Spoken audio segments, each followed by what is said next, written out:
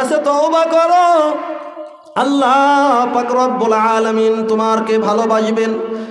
আল্লাহ পাক রব্বুল আলামিন সূরা বাকারার 222 নম্বর আয়াতের ভিতর বলেন, ইন্নাল্লাহা ইউহিব্বুত তাওয়াবিনা ওয়া ইউহিব্বুল মুতাতাহহিরিন।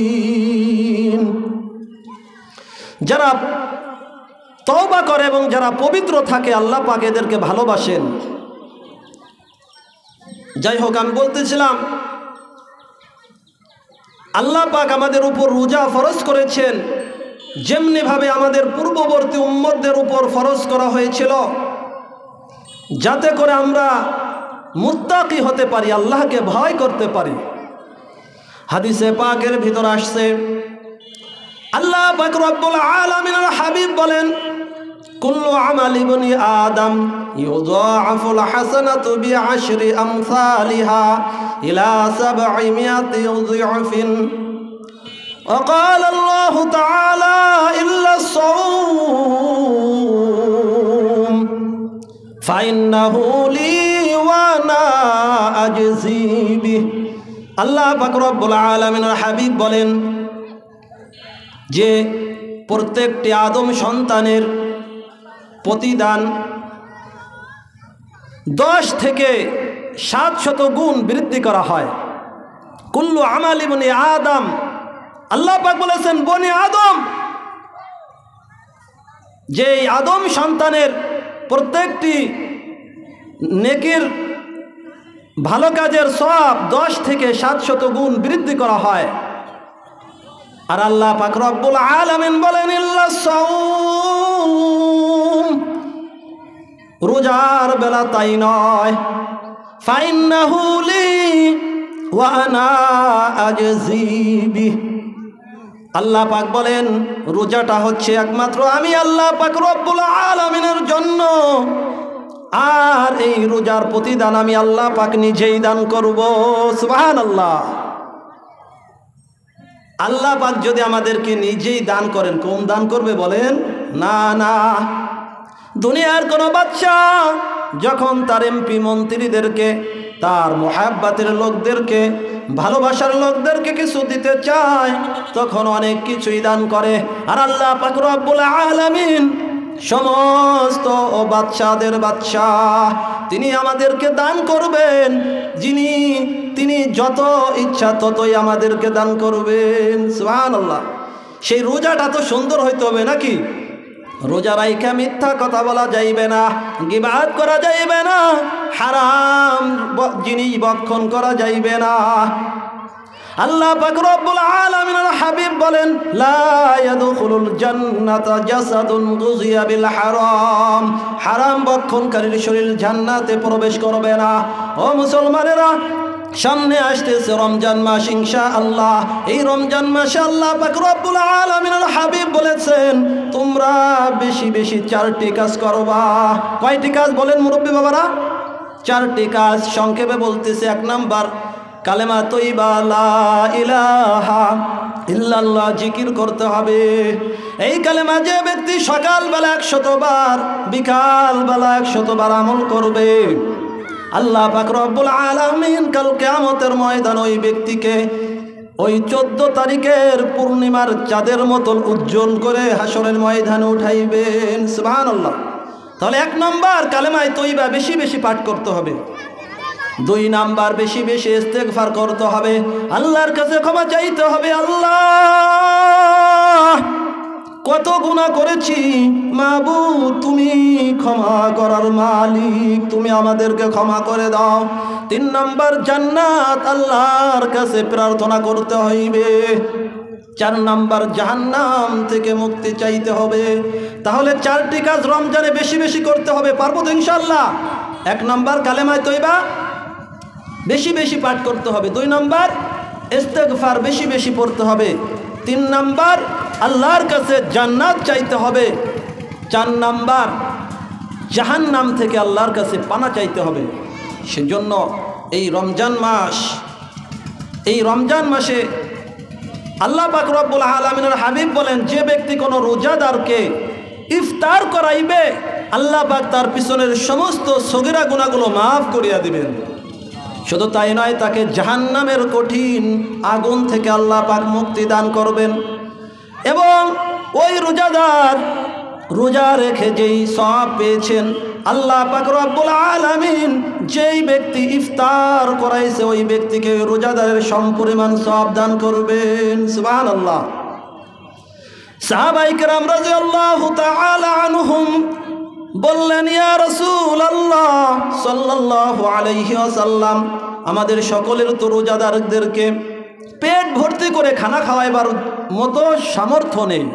তখন আল্লাহ পাকের হাবিব বললেন, যে ব্যক্তি একজন রোজাদারকে এক ঢোক দুধ অথবা একটি খেজুর কিংবা একটু দুধ দিয়ে ইফতার করাইবে, আল্লাহ পাক তাকে উক্ত সওয়াব দান করবেন। সুবহানাল্লাহ। উক্ত সওয়াব মানে পিছনের সগীরা গুনাহ মাফ করবেন, জাহান্নামের আগুন থেকে মুক্তি দিবেন এবং রোজাদারের সমপরিমাণ সওয়াব দান করবেন। আর যে ব্যক্তি একজন রোজাদারকে পেট ভর্তি করে খানা খাওয়াইবে, আল্লাহ পাকের হাবিব বলেন ওই ব্যক্তিকে কাল কিয়ামতের ময়দানে আমার হাউজে কাউসারের এমন পানি পান করানো হইবে যেই পানি একবার পান করলে আর জান্নাতে প্রবেশের আগে কোনো দিন পিপাসা লাগবে না। তাহলে আমাদের যাদের সামর্থ্য আছে রোজাদারদেরকে পেট ভর্তি করে খানা খাওয়াবে। এই যেখানে মাদ্রাসা, এখানে অনেক এতিমরা আছে, উলামায়ে কেরাম আছে, একজন রোজাদারদেরকে সামর্থ্য অনুযায়ী ইফতার করান, খানা খাওয়ান। আল্লাহ পাক আপনাকে রিজিক দিয়েছেন।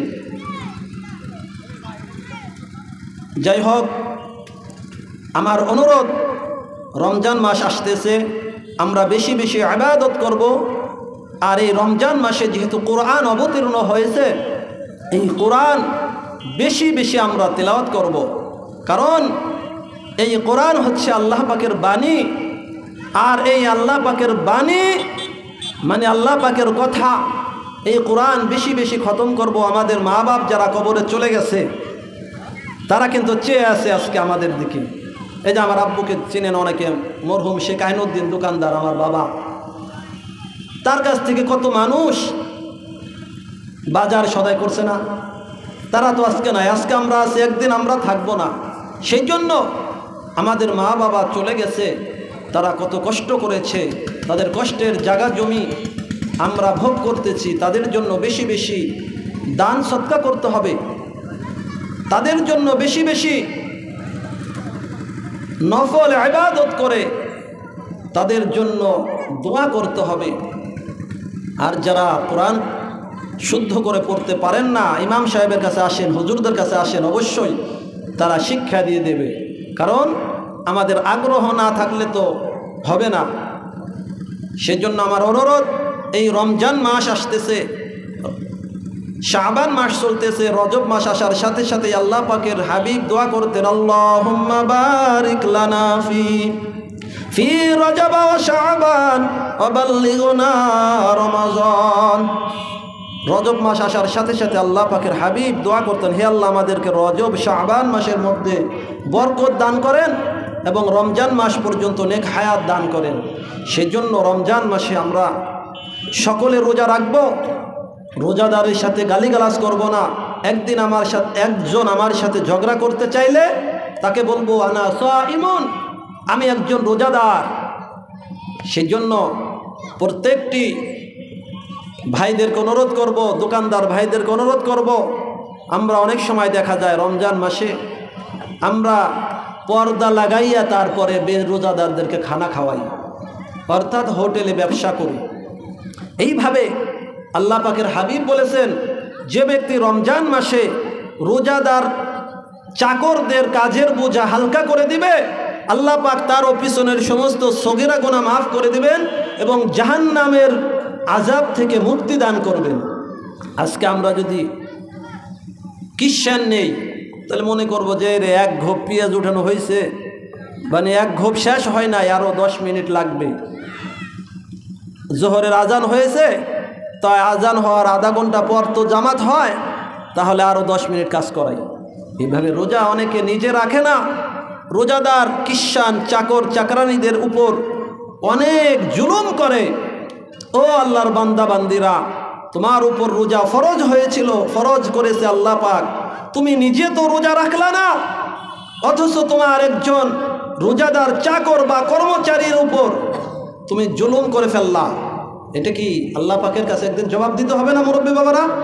সেই জন্য নিজেরা রোজা রাখবো, রোজাদারদের সাথে ভালো ব্যবহার করব, এবং সামর্থ্য হলে রোজাদারদেরকে, আল্লাহওয়ালাদেরকে খানা খাওয়াইব, এবং বিশেষ করে যারা অসহায় আছে ঈদের সময় এতিম অসহায়দের পাশে দাঁড়াবো।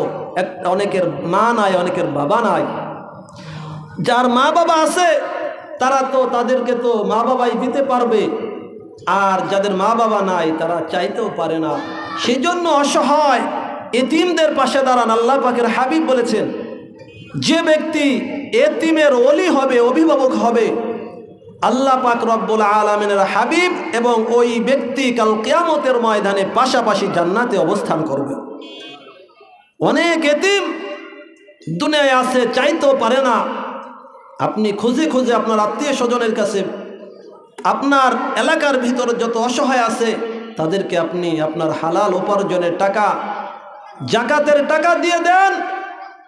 তারা অসহায় একজন মা আছে, বিধবা মা আছে, একজন মহিলা আছে, তার স্বামী নাই, তাকে একটা কাপড় কিনে দেন। একজন বৃদ্ধ বাবা আছে অসহায়, তাকে একটা লুঙ্গি, জামা, পাঞ্জাবি কিনে দেন। এই কাপড় পরে তারা নামাজ পড়বে, আল্লাহ পাক আপনাকেও সওয়াব দান করবে। সেজন্য হয়তো নামাজের আজানের সময় কাছিয়ে গিয়েছে। আমার অনুরোধ, এই রমজান মাসে বেশি বেশি 4টি কাজ করব।